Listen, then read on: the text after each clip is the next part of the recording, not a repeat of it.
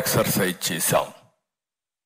ఈరోజు ఎప్పుడైతే ఎన్డీఏతో మనం పొత్తు పెట్టుకున్నామో, భాగస్వాములయ్యామో, అప్పుడు మీరు చూస్తే లోకసత్తా లాంటి పార్టీ కూడా మనకు సహకరించే పరిస్థితికి వచ్చారు. ఒకప్పుడు రాజకీయాల్లో బాగా ఎఫెక్టివ్గా పోటీ చేసిన వ్యక్తులు ఈరోజు స్వచ్ఛందంగా ముందుకొచ్చి ఎన్డీఏ రావాలి, ఈ రాష్ట్రంలో న్యాయం జరగాలి ముందుకొచ్చే పరిస్థితికి వచ్చారు.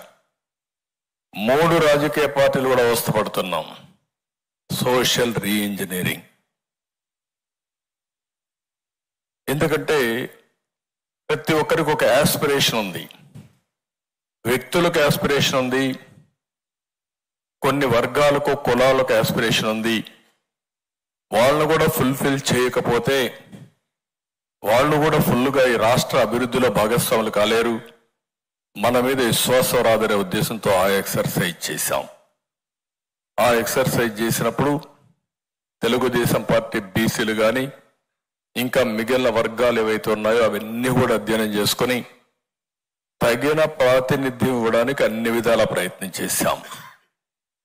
ఇంకొక పక్కన మీరు ఒకసారి ఆలోచిస్తే కొత్తగా రాజకీయాల్లో పొలిటికల్ రీఇంజనీరింగ్ కూడా చేయాల్సి వస్తా ఉంది. నేను కొత్త వర్డ్ వాడుతున్నా.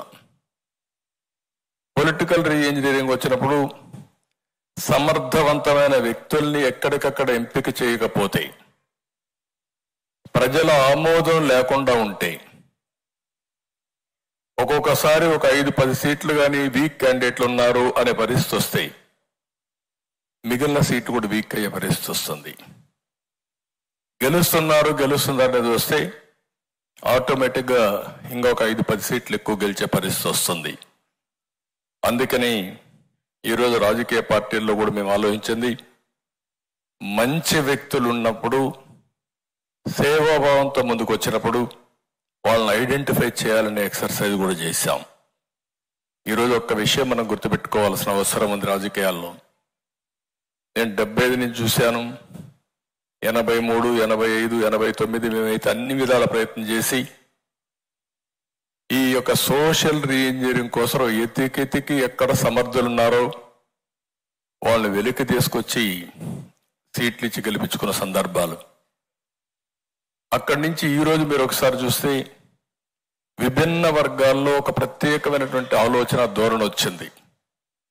ఆ ఆలోచన ధోరణి రాజకీయాల ద్వారా ప్రజలకు సేవ చేయాలి అనే ఆలోచన.